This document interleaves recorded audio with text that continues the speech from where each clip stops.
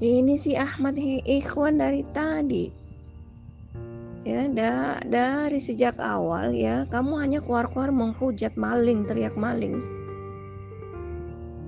Aku ngaku pembantah, pendebat apapun yang saya sampaikan, gak ada yang fakta menurutmu. Namun sampai detik ini data bantahanmu itu tidak pernah kau tunjukkan. Padahal tinggal cukup bawa dalih, bawa uang sitan iblis yang kau jadikan bapa ilah sesembahanmu itu. Kau bawalah hujah-hujah di sini. Saya siap kok menyaksikannya. Saya siap menyimak, pasang telinga, pasang mata. Tapi ini kok udah keluar grup ya. Anti-Islamic sis itu termasuk bentukan dari kafir Zionis. Jadi itu yang dia lakukan itu mengambil domba, mengambil muslim untuk dicuci otak, brainwash, digunakan sebagai zombie-zombie melawan saudaranya sesama muslim, sesama domba. Begitu makar dan tipu daya dari kafir Zionis, kafir harbi, kafir murtadin, kafir harbi, serigala pembantai. Kafir yang senantiasa ngaku-ngaku bersuku ataupun dari kaum Yahudi, kaum atau suku dari Rasulullah Musa Sallallahu Alaihi Wasallam. Kalau yang dikategorikan Majelis Ulama Indonesia, dari judulnya aja udah Majelis Ulama, berarti ini kategori alim ulama hanya alim ulama ya, sepihak, hanya pakar-pakar ilmu akhirat. Jadi kalau klaim itu hanya sepihak, itu namanya timpang itu, karena tidak ada keterlibatan dari alim umara. Dan alim ulama ini ya bukan hanya yang diklaim pakar Al-Quran ya, pakar Alkitab bernama Al-Quran, karena ada beberapa yang juga diklaim sebagai karya Tuhan seperti Weda, Tripitaka, panggilan Mahaguru Qinghai, pakar Bible, itu harus mereka terlibat juga di dalamnya. Karena sebenarnya juga bagus juga kalau mereka masuk ya, supaya dia bisa sadar ternyata apa yang menjadi yang mereka klaim sebagai rujukan kemahabenaran ternyata banyak ininya ya, banyak lossnya gitu. Tapi mereka harus dilibatkan karena masih ada beberapa kok yang memang cocok atau sesuai dengan yang diklaim dengan 6236 ayat dalam Al-Quran. Karena kenapa? Karena walaupun sedusta-dustanya iblis ya, karena fitrahnya adalah muslim, adalah makhluk yang jujur, maka untuk berdusta itu pasti akan sangat kesulitan untuk sempurna 100%. Jadi pasti ada celah. Jadi sebagus-bagusnya prestasi berdusta itu adalah paling banter 80%. Jadi 20%-nya itu pasti ada kejujuran di situ. Nah, itulah Bible. Itulah Weda, Tripitaka. Begitu Pak. Siapa ini Pak? Masyhuri. Jadi kalau Majelis Ulama Indonesia itu belum bisa dikategorikan ulil amri. Tapi kalau ini udah sebenarnya itu udah titik terang sih. Tinggal bergabung lagi dengan alim umara atau pakar ilmu dunia, pakar sains dan teknologi, atau ahli dalam bidang sarana dan prasarana, alat dan bahan yang digunakan untuk menyembah Tuhan. Jadi pakar sarung ada di situ, pakar obat ada di situ ya, pakar pertanian ada di sana.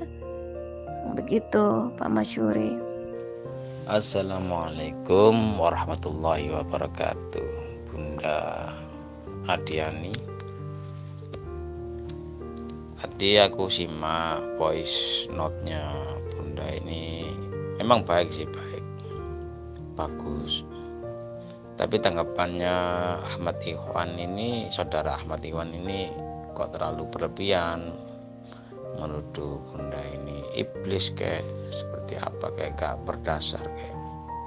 Tapi tak pantau sendiri, memang kok dulu ini saudara Ahmad Iwan ini pun benci sama aku juga di grup NU itu. Saya marahin, saya kasih komentar jorok-jorok, jelek, aku dikeluarin. Orang ini seperti ini, terkonsep apa-apa gimana. Tapi orangnya sudah tua kok pun. Langsung aku dimasukkan lagi sama Bunda Siti Marbuah. Aku tantang dia keilmuan. Aku kan nggak seberapa pinter dalam keilmuan pengetahuan, tapi aku semampunya lah aku tantang. Tapi dia nggak jawab, nggak bisa kasih penjelasan yang baik lah. Jadi aku langsung marah-marahin dia. Tentang apa? Keilmuan apa? Tarikh, fikih atau tasawuf, terserah, semampuku pokoknya. Tapi dia nggak jawab. Akhirnya dikeluarkan lagi, bolak-balik dikeluarkan. Tapi sekarang dia sudah nggak nanggepin, karena kan mungkin dia tahu sih kalau aku ini ya juga bisa menjelaskan masalah itu. Tapi ternyata kalau dia keilmuannya dia seperti itu seperti kaku itu loh pun. Ya keilmuannya masih belum bisa menjelaskan. Kalaupun ada orang salah menjelaskan, kan dijelaskan, harusnya dibenarkan lah, diluruskan. Nggak harus dengan marah atau gimana, kasar, kata-kata kasar. Seperti kemarin itu si Adib itu kata-katanya kasar, jorok. Saya lembutin, dengan keilmuan penjelasan bisa diterima, nggak harus dengan marah-marah loh. Coba jelaskan itu tak gitu kan. Jangan hanya bisa marah, langsung enak aja lah. Tuhan itu apa, materi apa bukan, langsung. Kalau materi memang materi, tapi ya jelaskan. Udara ini juga materi kok. Agama memang membatasi bunda, seperti ilmu ketuhanan itu membatasi apa ya, perkara unsur kimia itu tadi. Padahal Tuhan itu jelas di kimia juga ada, jelas. Keilmuan saintifik itu pasti ada. Unsur udara itu berapa, dan kehampaan itu masih materi kok, apalagi yang nggak nampak itu. Zat tunggal materi, walaupun hancur lebur, musnah, ledakan, sudah habis rata, yang tinggal hanya zat tunggal, itu materi. Dan materi ini ya wujud, gitu, unsur wujud. Kalaupun di Islam nggak bisa digambarkan Nabi Muhammad, kenapa enggak? Berarti umatnya yang bodoh-bodoh, nggak mampu. Gambar saja, persepsinya gimana, gambar saja. Dengan keilmuan ya, jangan ngawur gitu. Wajah Nabi Muhammad juga manusia, beliau kan manusia juga. Dapat digambar, bisa digambarkan bisa, semampumu. Tapi kalau keilmuanmu nggak mampu, jangan digambar-gambarkan. Beliau itu orang sempurna, Rasul sempurna. Kalaupun ada orang yang beranggapan Nabi Muhammad nggak bisa digambarkan, itu orang bodoh sebenarnya. Untuk Nabi Muhammad juga manusia biasa dan berwujud materi itu, kan gitu. Digambarkan bisa, seperti manusia ya bisa. Kalau dengan keilmuan pasti ya bisa nampak. Yang nggak mau menerima itu kan yang fanatik buta, seperti Syiah itu, sampai merusak atau melukai badannya untuk hanya sekedar memperingati kematian, terbunuhnya Sayyidina Husain atau Sayyidina Ali. Itu kan sugesti saja tuh. Dia tahu kejadian dulu, nggak tahu katanya sampai segitu. Kok nggak tahu, kok sampai bisa melukai diri sendiri, ya toh. Berarti sugestinya merusak dirinya sendiri. Energi negatif yang masuk ke dalam dirinya bukan positif. Nah, dari situ pembodohan itu, ajaran-ajaran pembodohan yang masih ada di alam semesta yang sekarang ini sudah canggih. lanjut. Si Ahmad Ikhwan ini mengaku-ngaku mengatakan saya iblis lah. Emangnya iblis itu wanita? Jadi iblis jenis jin, iblis jenis manusia. Udah menjadi kaplingan laki-laki. Ahmad. Lagian juga kalau aku disebut iblis, emang aku kuasa menyihir? Maha penyihir itu. Iblis itu. Jadi kalau sihir-sihir dari setan, kelas-kelas setan seperti Paulus, Rasul palsu, Mesias palsu, itu belum seberapa sihirnya dibanding sihirnya iblis. Ilah-ilah palsu, sesembahan atau bapa yang batil. Nah, saya kok disebut iblis? Ya silakan berpecah belah. Kenapa ada perpecahan? Ya karena free will itu adalah kebebasan dalam memilih. Jadi Allah toleransi, memberikan kebebasan seluas-luasnya untuk memilih berpecah belah. Toh juga dari masing-masing pilihan itu konsekuensinya ada kok. Pasti dibalas. Allah menjanjikan ya, siapapun yang berpecah belah, memilih berpecah belah, bersekte-sekte, berfirqa-firqa, ya pasti bukan golongan dari Rasulullah, bukan umatnya Rasulullah. Jadi silahkan berpecah belah, cukup berhenti mengaku umat dari Rasulullah. Kalau sekedar hanya berbeda apa yang diketahui hanya karena tidak mengakses seperti apa yang saya akses ya, atau yang lain akses, Anda belum tahu karena Anda belum membaca itu, Anda belum mendengar itu, terus Anda menyatakan bahwa saya berpecah karena itu. Ya, kebablasan namanya. Ya ini kan lebih detail ya Bun. Ya benar sih kalau benar, tapi kan ini menyangkut agama, wilayahnya, ranahnya agama, dan agama sendiri membatasi kalau memang agama Islam ini sudah ditentukan harus sepakati bahwa aturan main ini seperti fikih misalkan. Tapi kemarin kan ada kasus seperti Al Zaitun, kenapa kok begini, ini masih kan diproses dulu, prosesnya gimana, salahnya apa. Kalau perdata sih enggak sih, kalau pidana sih enggak, tapi kalau penyimpangan pasti gitu, dicampur adukan masalah fikih ini dengan aturan main Israel kan gitu. Sebenarnya beliau ini sebenarnya bagus, masalahnya dicampur adukan budaya dan seni ini dalam agama. Padahal wali-wali Songo dulu itu mengajarkan kalau kamu masuk kepada ranah dia, masuklah dengan yang dia bisa, seni dan budaya itu tadi. Dan kalau agama sih kan nggak ada paksaan. Di dalam agama apapun semua mengajarkan ya nggak ada paksaan, natural aja, bebas-bebas aja. Tapi kalaupun untuk pengajaran seperti metode Wali Songo untuk memasukkan agama, dia masuk lewat seni dan budaya. Lebih cerdas lagi kalau gitu, lewat seni tradisional, musik alunan. Gimana baiknya kan gitu dong, dirubah bahasanya. Kalaupun sekarang ini untuk mencampur adukan agama yang sudah baku dari ketentuan Majelis Ulama Indonesia, diatur sholat atau batasan perempuan dengan laki-laki begitu bagusnya, nggak bisa campur separuh badan, ada tabir atau sampai ke atas berdirinya nggak kelihatan, ataupun hanya keber kain loh, nggak harus tembok, kan bisa.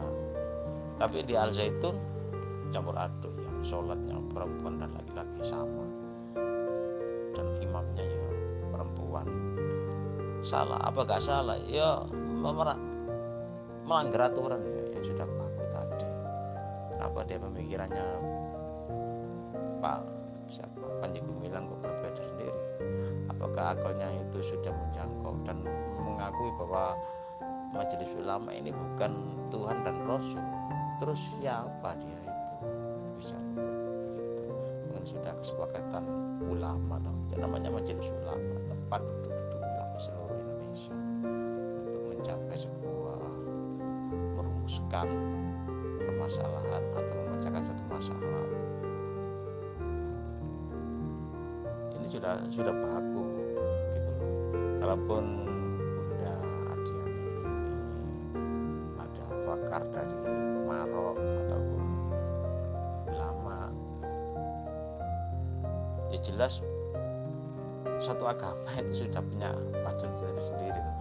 Yang masalah alat juga seperti tim lajnah, tim ruqyat, imkan ruqyat itu kan ada itu teropong. Ya di bawah MUI juga tuh.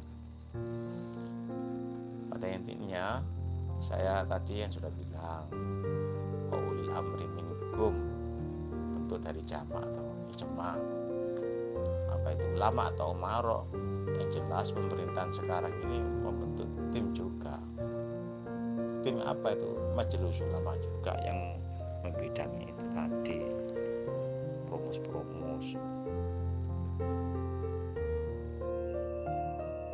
Yang ngomong zuriat, ngomong nasab, ngomong genetik, semua manusia itu genetiknya itu berujung kepada Nabiullah wa Rasulullah Adam Sallallahu Alaihi Wasallam. Bani Adam semua umat manusia ini, dan semua juga bani Rasulullah Muhammad. Karena ruh dari semua manusia, bahkan ruh dari seluruh makhluk hidup, itu retasan dari ruh Rasulullah Muhammad. Jadi kaplingan untuk bapak moyangnya manusia ini hanya dalam hal jasadnya saja, bukan ruhnya. Begitu Pak Hasan. Ya, manusia itu harus punya perasaan. Kalau nggak punya perasaan kan seperti apa ya? Lawang ayam aja masih punya perasaan, mau melindungi anak-anaknya dari mara bahaya. Betul nggak? Saya itu bisa kasih sayang dengan siapa saja, tetapi saya juga bisa marah-marah pada siapapun juga. Terutama kepada orang-orang yang sok pinter, yang lain dianggap bodoh. Ya, yang lain dianggap bodoh, sebodoh-bodohnya. Bahkan saking bodohnya, itu kayak anjing, asu, curut, apalagi itu. Nah itu saya bisa marah kalau gitu. Oh enggak, Babalong Syafi'i Tawil tidak membahas nikah mut'ah. Oh saya sudah cukup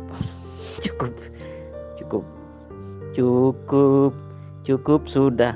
Itu membahas tentang positioning dzurriyyah baginda Nabi, baik dari kelompok Bani Alawi maupun dari kelompok dzurriyyah Wali Songo atau Al-Adhamat Khon itu. Monggo semuanya masuk ke sana. Asik ini. Saya sebagai moderator tidak boleh berpendapat. Monggo di grup Voice Note Islam.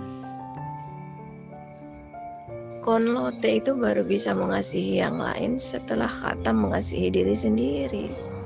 Kalau diri sendiri aja nggak dikasihi, sayangi boro-boro, mimpi-mimpi aja bisa mengasihi yang lain. Itu sih yang saya tahu ya, bahwa sok pintar, sok apa, kenapa nggak ada yang mengatakan saya sok cerdas ya atau sok jahil atau sok miskin, harusnya sok kaya, sok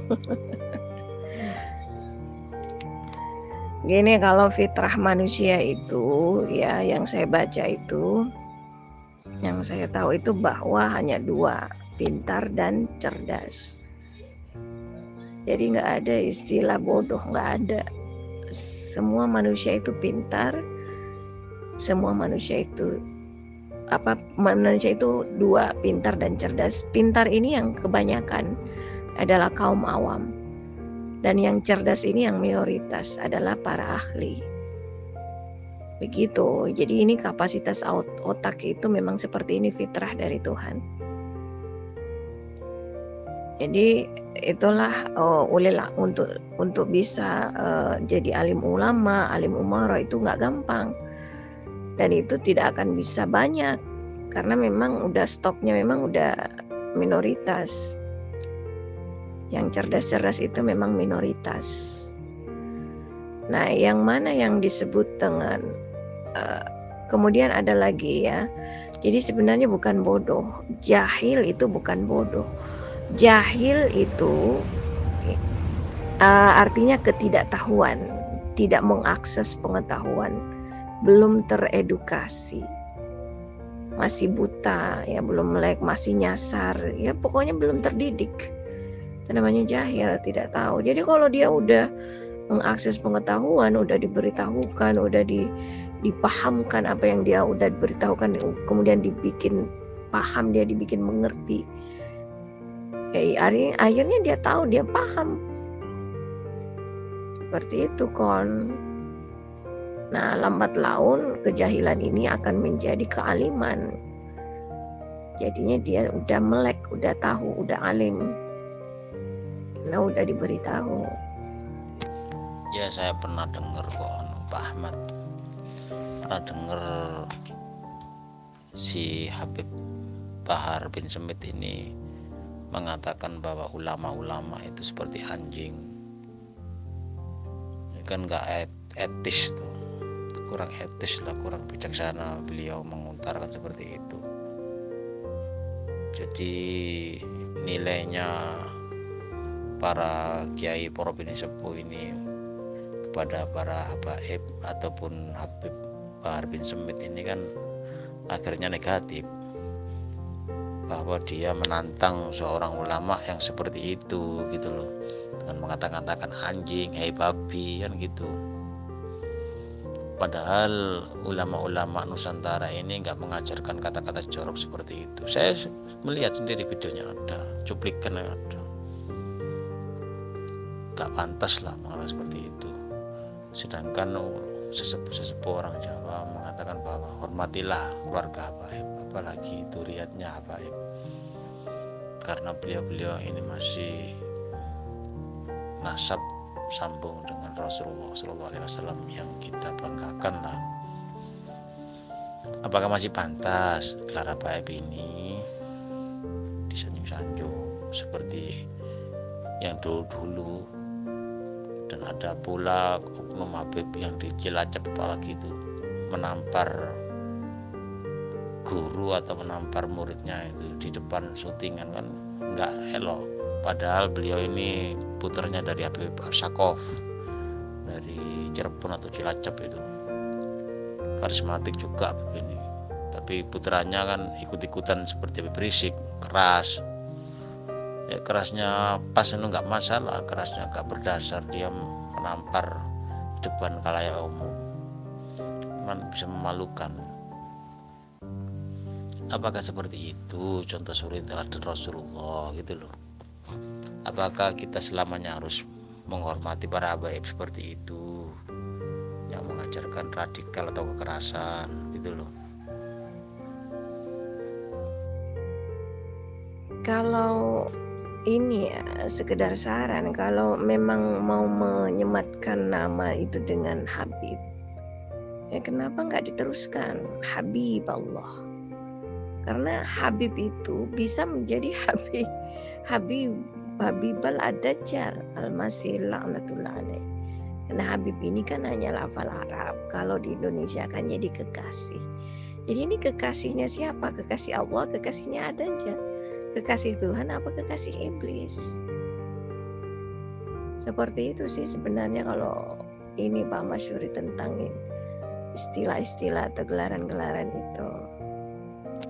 Ya Bun, saya tanya, yang dari awal dari kata jahil atau jahiliyah, itu manusia itu sudah tercerahkan oleh nur ilahi atau belum, ataupun manusia itu dapat referensi dari baca-baca atau alat telekomunikasi lain, gimana itu Bun? Yang contoh seperti orang yang sudah mangku pondok pesantren tapi nyata-nyata beliaunya tergoda nafsu, akhirnya sampai menodai beberapa santriwatinya atau terjadi sampai hamil di luar nikah ataupun nikah, nggak tahu toh. Tapi kan ada beberapa segelintir gus atau pak yai itu menurut Bunda Diani ini apa sudah tercerahkan atau masih gimana itu Bun? Apa yang sudah tercerahkan apa bisa tergoda? Ya lagi-lagi ini yang menjadi kewenangan dari ulil amri. Jadi ulil amri lah yang turun tangan juga ini ya untuk istilahnya apa ya, semacam mengirim tim apa begitu, apa ya yang sering DPR itu pansus ya apa pan. Jadi ada tim-tim khusus untuk tabayun, cross check and recheck seperti apa sebenarnya sikon di sana. Yang punya kewenangan ini ya ulil amri juga. Nah, termasuk nanti dalam mempidanakan atau apa sampai taraf mengeksekusi ya, itu juga kewenangan ulil amri. Jadi nantinya hukum rajam dan lain sebagainya, hukum disalibkan ya, kan itu ada semua itu ya, hukum-hukum disalibkan itu ada hukumnya itu, disalib, dipotong tangan bersilangan, nah itu semua ada hukum-hukum itu. Nah ini yang mengeksekusi ini ulil amri. Jadi Pak Masyuri, kenapa masih banyak berkeliaran domba-domba sesat, domba nyasar, domba buta atau domba jahil? Yang dalam hal ini domba ini maksudnya itu adalah muslim ya, karena domba itu sama identik dengan, diibaratkan dengan makhluk yang penurut, yang mudah diatur. Nah, kenapa disebut muslim yang masih nyasar, masih sesat, masih buta, masih jahil? Karena belum teredukasi. Nah, kenapa masih banyak? Karena yang berwenang untuk mengedukasi secara intens, secara terstruktur, sistematik dan masif atau TSM, ya ulil amri juga. Nah, nggak ada kan ulil amrinya. Jadi edukasi ini sampai ya loss aja begitu ininya ya. Waktu terbuang percuma itu nggak diefektifkan karena edukasi itu ya kayak seperti kita ini hanya person per person ya, seberapa sih kuasanya untuk mengakses keseluruhan umat manusia. Lebih-lebih kalau misalnya seperti saya ambil contoh di TikTok, justru saya lebih sering diserang untuk tidak dibiarkan untuk mengedukasi, bahkan paling banyak diserang dari yang mereka yang notabene mengaku muslim gitu. Nah, ini dia dilemanya seperti itu Pak Masyuri. Afinus salam alaihem, Afinus salam alaihem, Afinus salam alaihem, Afinus salam alaihem. Iya. Kalau saya dari Nahdiyin, fanatik bener sama Nahdiyin ini.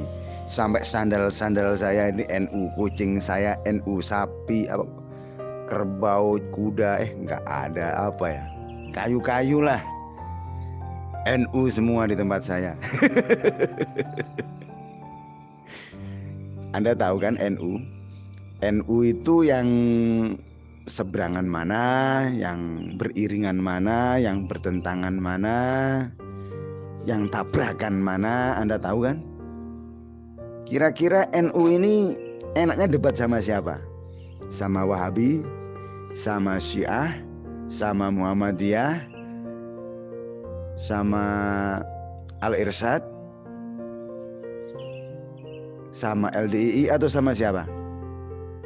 Sebenarnya debat itu untuk apa ya? Menang-menangan lah. Menang-menangan.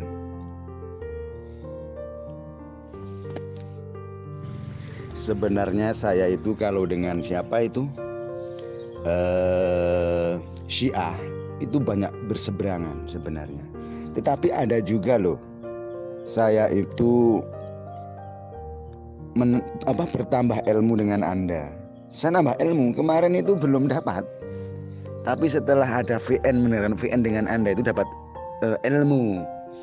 Begini, ilmu yang paling saya pegang itu dari Anda itu, Ki Unang. Satu, ya bukan satu, jangan pernah melawan siapapun dengan 3 orang ini. 1, penguasa. 2, orang kaya yang berduit. 3, orang gila. Cuma itu ilmu yang aku dapat dari Anda. Yang lain belum. Assalamualaikum warahmatullahi wabarakatuh. Bismillahirrahmanirrahim. Alhamdulillahilladzi ja'alna minal mutamasikina bi wilayati Amiril Mukminin Ali bin Abi Thalib alaihissalam wa a'immati ma'sumin mayamin alaihimussalam. Selamat pagi, rahayu rahayu, sagung dumadi. Pak Ahmadi. Langsung aja nih, Pak Ahmadi itu kalau saya boleh menilai ya, atau boleh berasumsi, boleh dong berasumsi bahwa Pak Ahmadi itu beragama mengambil ilmunya bukan melalui pintu dan tidak mengikuti seorang laki-laki. Kata agama itu, kata Imam Ja'far, seorang laki-laki gitu. Dan mempelajari atau mengambil agama Islam itu bukan dari pintu. Nah, kira-kira bagaimana itu? Kita diskusi, Pak Ahmadi. Assalamualaikum. Waalaikumsalam warahmatullahi wabarakatuh. Alhamdulillah. Alhamdulillahilladzi an'ama alaina bil imani wal islam. Asyhadu an la ilaha illallah wahdahu la syarikalah wa asyhadu anna Muhammadan abduhu wa rasuluh. Allahumma shalli wa sallim ala sayyidina Muhammadin wa ala alihi wa sahbihi wa tabi'in wa man tabi'ahum bi ihsanin ila yaumiddin. Pripun kabare Bapak Sunarto radhiyallahu anha. Kan karena itu biasanya suaranya itu kayak laki-laki, kayak perempuan gitu loh. Makanya saya kasih radhiyallahu anha. Monggo. Terima kasih atas sambut salamnya Bang Ahmadi Al-Mukarram. Yaitu tadi saya berasumsi seperti itu, Pak Ahmadi. Sebagai umat Islam, ya kan? Awalnya itu kan satu, naungan University Islamics, pimpinan Muhammad Rasulullah Sallallahu Alaihi Wasallam. terpecah oleh dua golongan besar. Di sini kita bukan mencari kesalahan, menjelaskan tentang mengapa saya ikut Islam Alawi, kenapa saya ikut Islam Umawi, gitu. Yang berasumsi itu saya tadi, bagaimana tanggapannya Mas Ahmadi yang saya hormati? Semoga saja antum sehat selalu. Selamat pagi Pak Syekh Sunarto.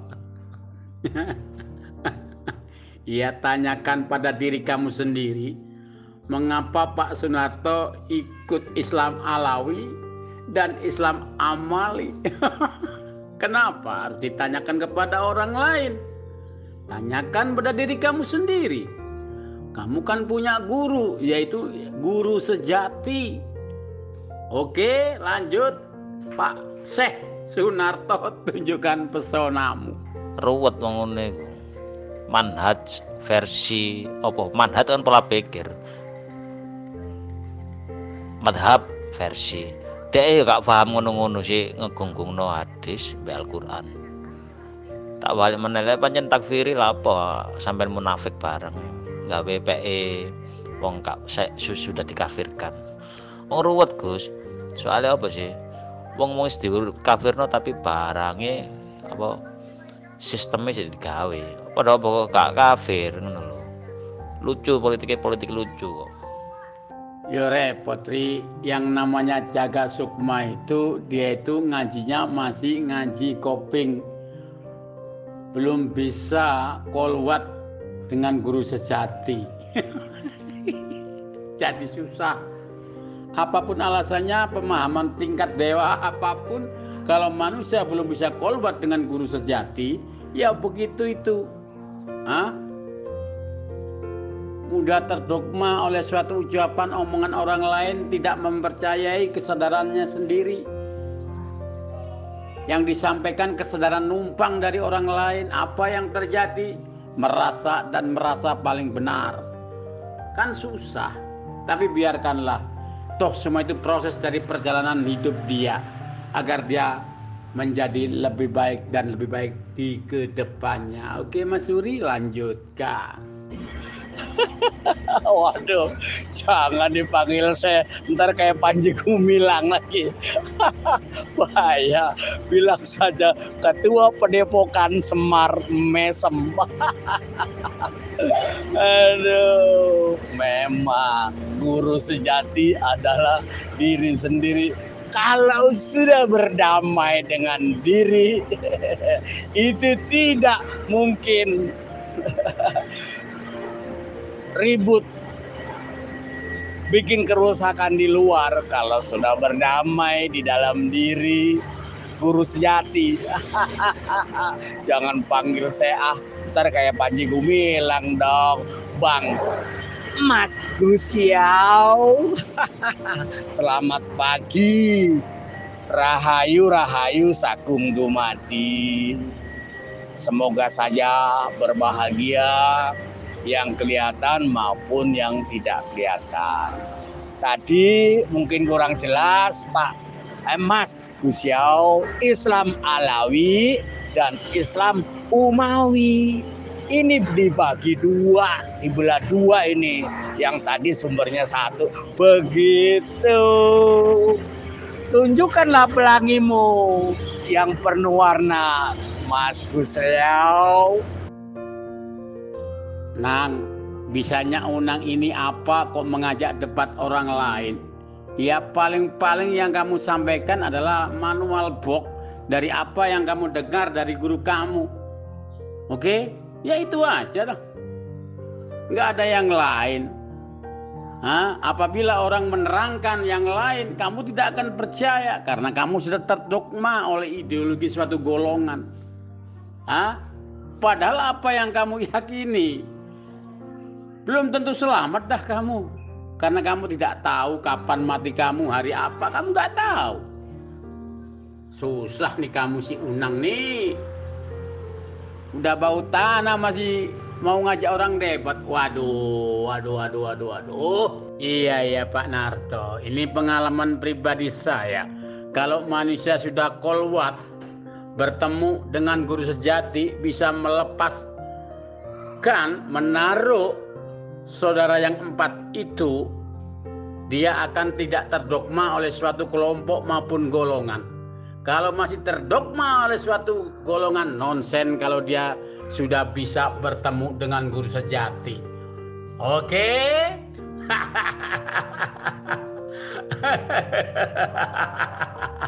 Terserah Unang yang mengatakan bila mana Guslau ini dikatakan orang Kristen juga monggo, dikatakan orang Islam juga monggo, dikatakan ateis pun monggo. Oke, yang penting hati Unang bisa bahagia, lanjutkan. Oke banget Mas Gusyo. Telah menunjukkan pelangi yang penuh warna. Mas Gusyo, betul. Tapi tergantung kita bicara kepada siapa gitu. Kalau kita bicara kepada guru sejati, ya kita melalui guru sejati dan berdamailah di dalam diri. Begitu. Kalau kita bicara sama orang yang terdogma atau memakai terdoktrin, ya nganggone terdoktrin maning begitu Mas Gusyo. Tunjukkanlah pelangimu yang penuh warna. Kalau Mas Gusyo dipanggilnya apa ya? Syekh atau Al-Mukarram Gusyo. Ya kalau gitu ya. Kalau gitu Gusyo, ente ateis. Kagak bertuhan. Ente kagak kenal Tuhan, kagak kenal Allah ya. Iya, oke, itu aja ateis ya, kagak bertuhan. Banyak tuh yang ateis ya. Apa sebabnya? Sebab ya, awaludin ma'rifatullah. Awalnya agama, ya. Ma'rifat terhadap Allah. Tahu ma'rifat? Kenal. Ya, kenal Allah baru beragama. Kalau nggak kenal Allah, ente ateis, nggak beragama, udah.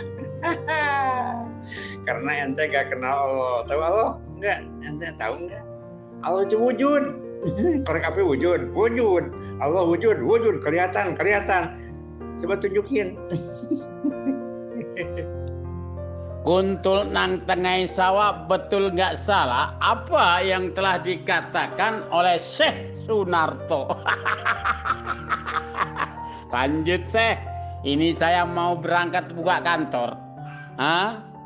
Setelah di kantor ketawa ketiwi lagi di depan HP sembari nungguin duit datang. Oke, lanjut Syekh. Gusyo ini bisa mengikuti segala arah. 8 penjuru bisa, apapun agamamu saya bisa mengikuti. Dan Pak Unang tidak bisa mendeteksi Gusyo ini Islam maupun Kristen maupun Buddha. Karena bisa molah malih, mencolok putro, mencolok putri. Sehingga orang lain tidak tahu apa yang dipeluk oleh motherfucker Gusyo tentang agama ini. Oke? Burung kuntul main di sawah. Makan pepaya, minumnya sekuteng. Waduh, keren banget pagi-pagi pantun. Mas Gusyo itu betul semua.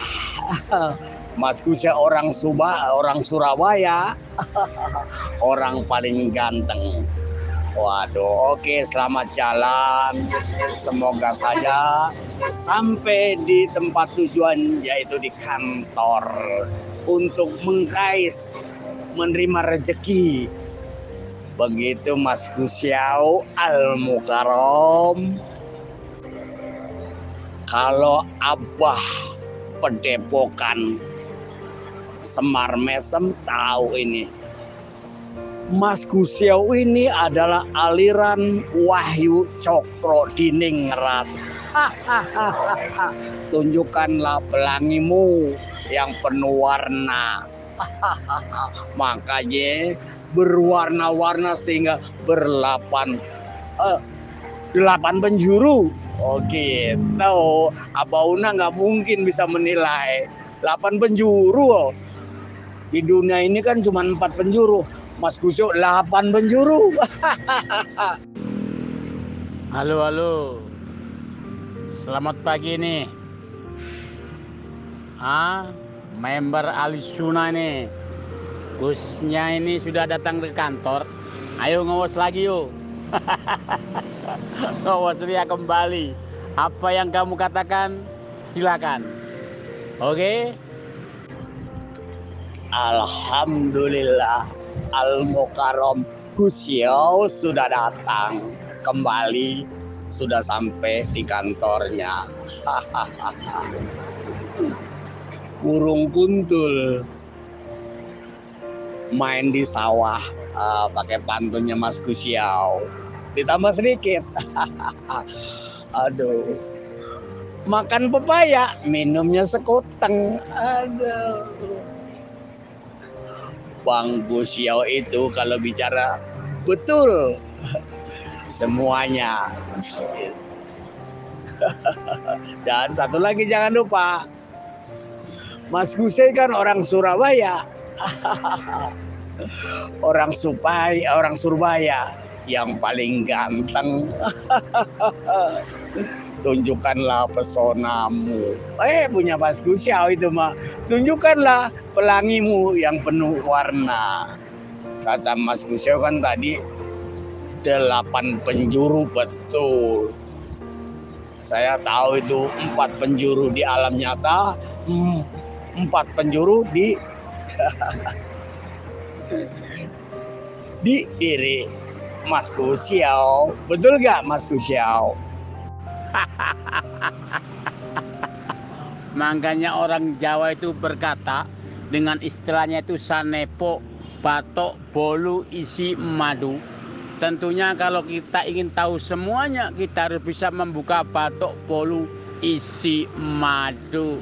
Kan begitu, Syekh Sunarto. Tentunya kalau kita ingin membuka batok, bolu, isi madu, kita harus tahu generator utama yang ada pada diri manusia. Kalau sudah bisa mengetahui, memahami, lantas tanyakan pada orang-orang gimana cara membukanya. Waduh, kalau yang ini saya nggak paham nih. Al-Mukarram Gusyau nggak paham nih. Minta tolong dijelaskan nih. 4 item itu tadi. Sadepo, yang terakhir ruang madu.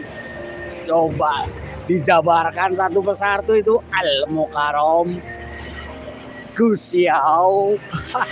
Tunjukkan pelangimu yang penuh warna. Batok, bolu, isi madu, istilahnya itu kalau sistem medis itu adalah kelenjar pineal gland maupun kelenjar pituitary, yang mana di situ bisa menggerakkan semuanya yang ada pada diri manusia. Disitulah tempat ketuhanan manusia agar manusia bisa memahaminya. Begitu Syekh Sunarto. Kalau pewayangan bilang manik moyo. Dan lain sebagainya. Ada lagi yang mengatakan cupu manik astogino. Kan begitu. Kalau orang Islam mengatakan bak. Ada lagi orang barat mengatakan masih palon. Terima kasih atas penjabarannya Al-Mukarram Gus Xiao. Keren, paham medis juga. Batok bolu isi madu. Oh, itu tempat bersemayamnya Tuhan. Ya, kira-kira begitu ya. Terus tadi ada menjelaskan tentang bak. Setelah bak kan ada titik. Sempurna sudah. Oh gitu. Kalau bahasa lainnya di agama kira-kira begini. Hadis namanya hadis apa ya? Hadis Qudsi. Bumi dan langit tidak menampung zatku kecuali kolbunya orang beriman itu adalah rumahku. Kira-kira sama enggak tuh yang dimaksud batok bolu isi madu? Wah, keren. Terima kasih Al-Mukarram Gus Xiao. Semoga sehat selalu. Tunjukkan pelangimu yang penuh warna-warni. Agar kita bisa terbuka semuanya, Pak Syekh Sunarto, tentunya kita harus paham tentang mati dan hidup kita. Setelah kita bisa paham tentang mati dan hidup kita, maka kita cari pertemuan antara hidup dan mati. Dan kita akan menjadi orang-orang Islam pribadi, bukan Islam golongan, bukan Islam kelompok. Dan kita akan berdiri dengan sendirinya kokoh. Tidak terkontaminasi dengan dogma-dogma apapun yang disampaikan oleh mereka.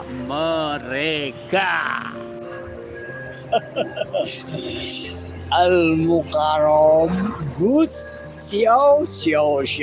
Oh, cuman berdua doang nih, yang lain kemana sih?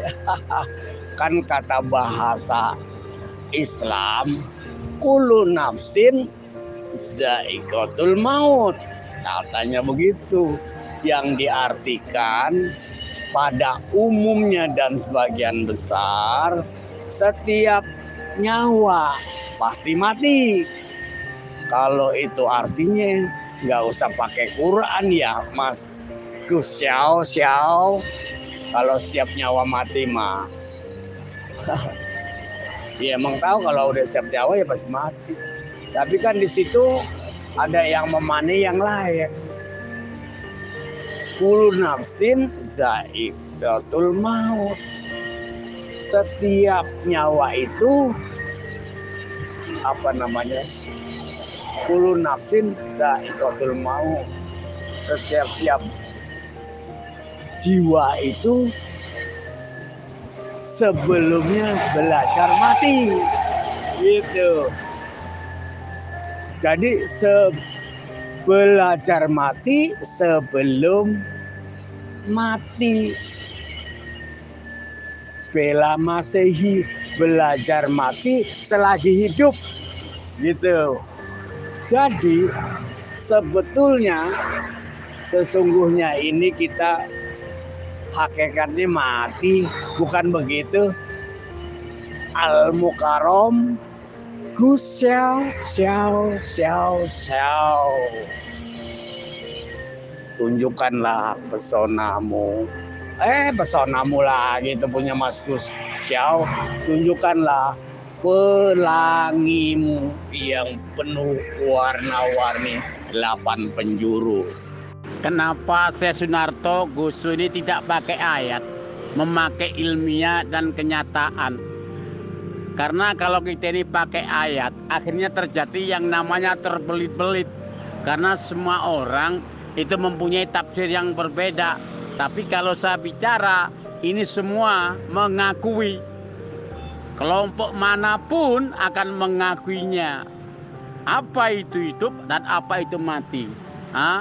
Di mana di tengah-tengah antara hidup dan mati.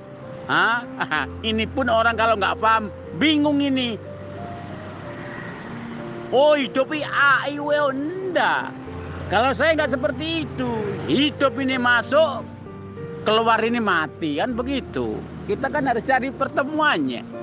Katanya mau bertuhan. Katanya mau bertauhid. Gimana kalau kita nggak tahu mati kita dan hidup kita?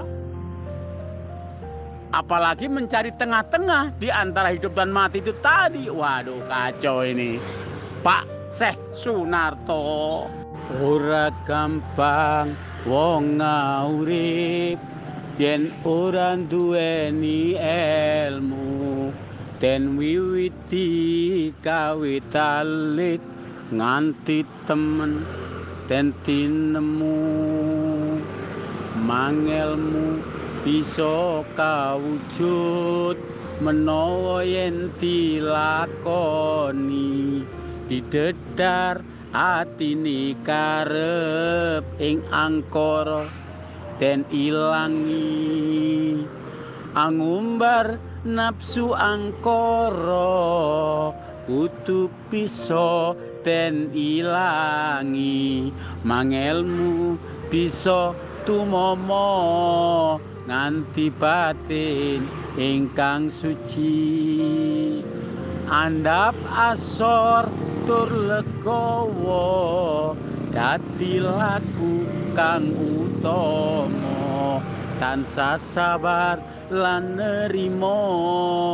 welas asih lan ngapura la ilaha illallah la ilaha illallah la ilaha illallah Muhammadur Rasulullah. Allahumma sholli ala Muhammad. Hanya orang keplek yang syahadatnya 3. Wong Islam kok syahadatnya 3 loh. Kapan? Mana hadisnya? Hadisnya Rasulullah pernah mengatakan seperti itu. Ada nggak? Dari Rasulullah loh ya. Bukan dari imam. Dari Rasulullah, ayo. Kalau dari imam sih beda-beda. Ya mungkin karena apa ya namanya itu? Syiah Ja'far, Syiah Jaid, Syiah imamah itu beda syahadatnya.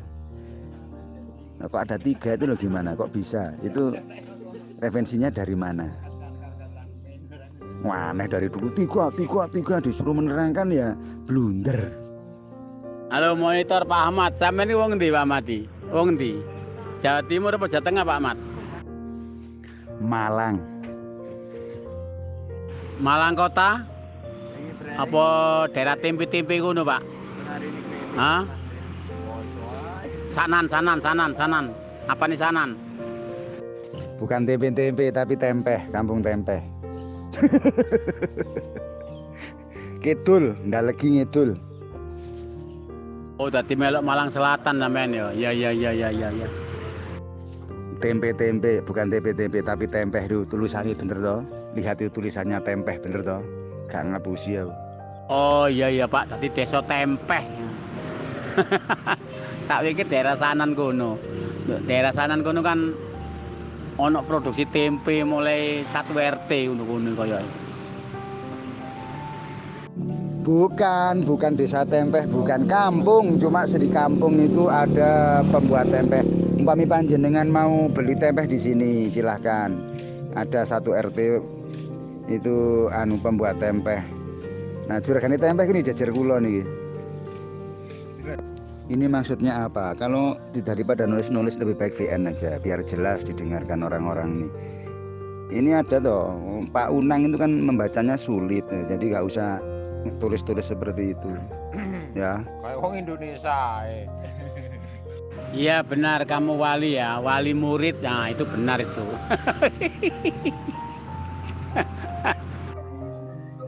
Di sawah tempat mainnya burung kuntul. Semuanya itu betul. Al-Mukarram, Gus Xiao. Kita itu sebetulnya mati karena saking cepatnya akhirnya terasa tidak mati. Coba pelan-pelan. Seperti analoginya listrik kan ada gelombang tuh kan, atau bumi ini saking cepatnya berputar seakan-akan nggak bergerak. Ini bumi berdali bergerak saking cepatnya. Napas pun begitu, keluar masuk. Napas itu kan kalau berhenti sejenak atau tidak balik lagi, ya kullu nafsin za'iqatul maut. Berhenti aja sebentar, napas terakhir. Sesungguhnya kan kita ini mati. Kalau menyadari begitu Bang Gusyau. Selawat lagi dang, selawat. Mana ada Bang Unang wali Syiah, yang ada itu wali murid itu pasti. Kalau wali Syiah itu kan hanya sebatas opini orang lain yang diakui oleh suatu golongan. Tapi kalau sudah dikatakan wali murid, tentunya dunia semua kelompok akan mengakui. Oke? Ini pada kemana semua nih orang-orangnya, kok gak ada yang nongol nih kawan. Hafenu salam alaihim, Hafenu salam alaihim, Hafenu salam alaihim, Hafenu salam alaihim, Hafenu salam alaihim. Ahli sunnah itu yang 4 madhab, bukan ahli sunnah itu, ahlu bid'ah, seperti NU, Persis, itu ahlu bid'ahnya, Aswaja, ahlu bid'ah itu, NU, Persis, Muhammadiyah, ahlu bid'ah itu, tahu ahlu bid'ah, anyar, NU tuh tahun 26, Aswaja anyar ini ya. Persis tahun 14 ya. 1914. Muhammadiyah tuh ya. Tahun 1912. NU 1926. FPI anyar, semua juga anyar ya. Semua juga anyar, berarti ahli bid'ah. Islam ori ya, Ahlussunnah wal Jamaah adalah mulai ya Rasul wafat bukan Abu Bakar, bukan Abu Bakar, Umar, Utsman, bukan Imam Ali ya. Imam Ali alaihi salam ya. Terakhir Imam Muhammad Al-Mahdi ajalallahu farajahu syarif jam 12. Mengikuti siapa? Syiah Imamiyah Isna Asyariyah. Itulah Ahlus Sunnah wal Jamaah. Itulah Sirotol Mustaqim. Itulah Hablullah. Gitu ya. Punya wali? Punya. Wali Faqih. Gimana kalau kagak punya wali? Islam gak punya wali. Islam haram jadah. Jangan dilihat dari sisi ormasnya, itu ormas bukan madhab. Kalau ormas ada Muhammadiyah, ada NU ya, Nahdlatul Ulama, ada FPI, ada HTI, kemudian ada LDI, itu semua ormas. Dibedakan ormas dengan madhab. Yang benar walladzi la raiba fihi annahu insaha yusamma wahidan min madhahibil arba'ah madhab ahlul bait. Sesuatu yang hal yang tidak diragukan lagi kebenarannya itu dinamakan satu madhab yang terkumpul dalam 4 madhab, yaitu madhabu Ahlul Bait madhabnya Ahlul Bait, fahuwa madhab Syafi'i wa Ahlul Bait adru bima fihi. Dan madhabnya Ahlul Bait itu yang dicakup oleh madhab daripada Syafi'iyah, Hambali, Malikiyah. Jadi bukan imam yang 12. Mana riwayat yang mengatakan imam 12 itu kebenaran sahih? Mazhab itu harus ada walinya.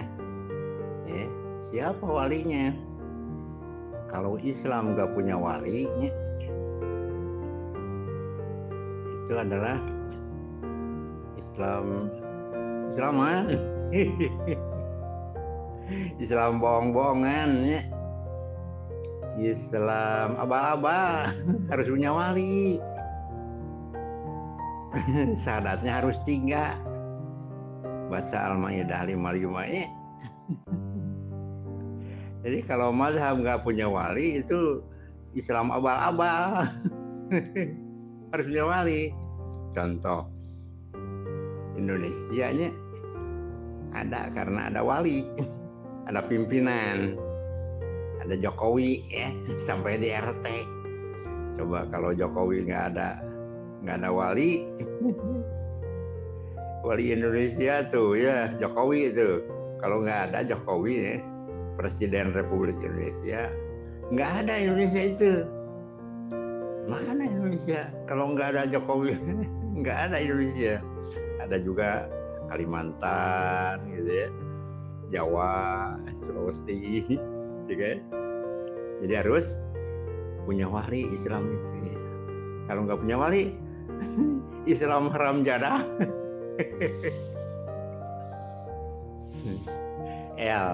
Wali itu ada 3-nya, ada 3 wali itu ya.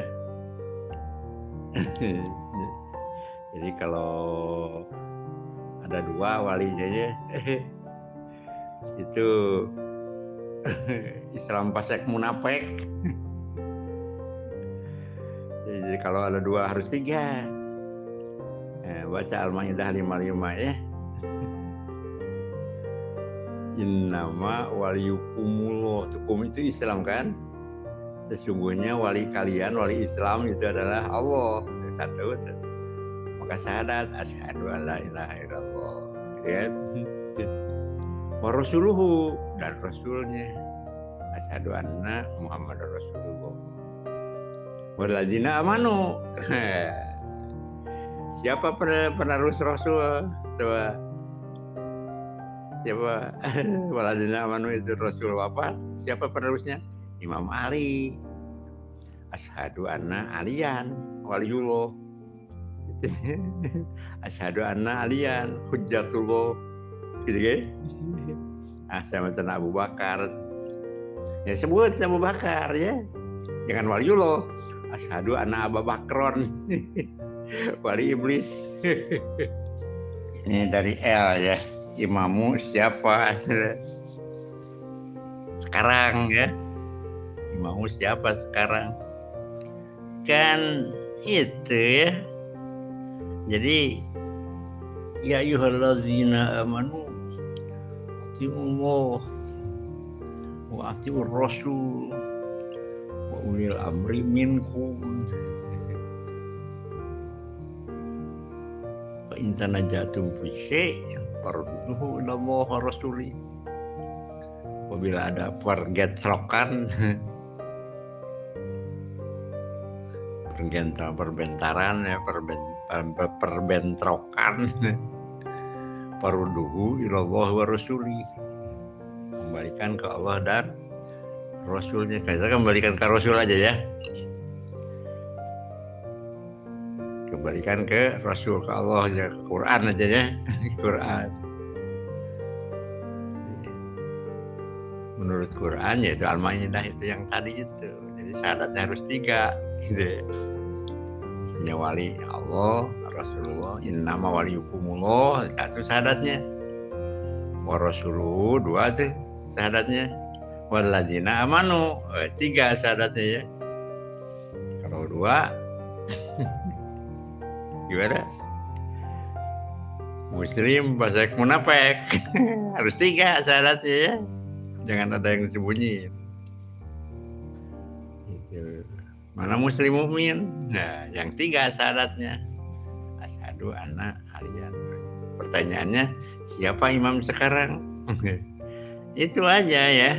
Imam sekarang itu adalah setelah Rasulullah wafat, ya, diteruskan oleh Khulafaur Rasyidin. Siapa Khulafaur Rasyidin? Yang 4 Abu Bakar. Bukan Abu Bakar, Imam Ali. Ya, yang 12. Jadi mulai Imam Ali, terakhir Imam Muhammad Al-Mahdi yang ajarallahu farjahu syarif al-muntadhir yang dikoyimkan ya. Itu adalah imam ya, atau Khulafaur Rasyidin, penerus Rasul yang karena digoibkan ya, seperti STNK hilang, lapor polisi ya hilangnya STNK, diberikan lagi yang asli, hanya ada mereknya ya, ada label duplikat, nah, gitu. Jadi karena imam goib digoibkan oleh Allah, maka ada duplikatnya ya, imam itu. Siapa sekarang? Sayyid Imam Ali Khamenei di Republik Islam Iran. Nah itu imam itu, ulil amri itu ya. Kalau ke Jokowi nggak nyambung dong. Iya itu. Jadi ayat 55 Al-Maidah turun karena fenomena itu. Imam Ali Rangi Ruku memberikan cincinnya ya, maka asyhadu anna aliyan waliyullah ya. Kalau Abu Bakar itu dipilih ya di Sakifah Bani Sa'diyah. Kalau Imam Ali langsung ya dilantik oleh Rasulullah pada Haji Wada tanggal 18 Zulhijjah di Qadirhum. Man kuntu maulah fahaja aliyun maulah, dilantik oleh Rasulullah. Allahumma wali man wala, ya Allah pimpinlah orang yang membuat pimpinan padanya. Wa adi man ada, dan musuhilah ya Allah orang yang memusuhinya. Wansur man nasor, tolonglah ya Allah orang yang menolongnya. Wa khadzul man khadalah, dan hinakanlah ya Allah orang yang menghinakannya. Nah, turunlah ayat 3 Al-Maidah ya, setelah pelantikan Imam Ali, al-yauma akmaltu lakum dinakum wa atmamtu alaikum nikmati wa raditu lakumul Islam madinah. Jadi Allah ridho terhadap Islam karena ada pimpinannya, ada walinya ya. Siapa walinya? 3, Allah, Rasulullah, dan mukmin. Nah, sekarang juga siapa? Ambil ya. Kalaulah itu madhab Syafi'i, siapa? Pelik atau Somad, siapa? Ya, jadikan Somad sebagai waliullah, wali iblis atau wali iblis. Kalau waliullah ya harus nggak ada di sananya ya. Jadi kalau Sunni itu habis di Turki pada tahun 1924. Itu ya.